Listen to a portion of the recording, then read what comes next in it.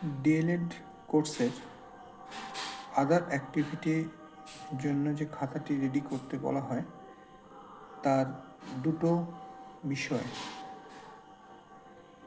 যে লেখার ব্যাপার থাকে তার মধ্যে একটি আমি লিখেছি। এভাবে তোমরা লিখতে পারো, বিদ্যমান পদ্ধতিগত সীমাবদ্ধতার মধ্যে উদ্ভাবন করতে সক্ষম হওয়া। প্রথমে একটা ভূমিকা দেবে, ভূমিকাতে দেখো এভাবে লিখতে পারো তোমরা, 4টে পয়েন্ট আছে। এরপরে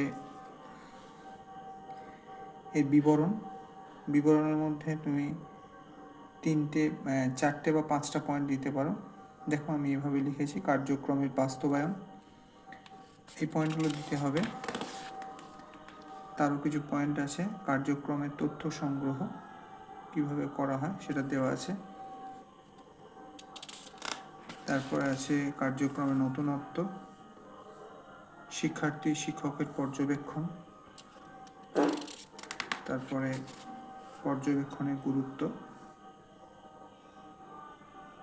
এইভাবে তোমরা এই পয়েন্টটাকে করতে পারো। এটা খুব সহজে একটা ছোট লেখা, এই লেখার মধ্যে তোমরা একটা অ্যাক্টিভিটি শেষ করতে পারো।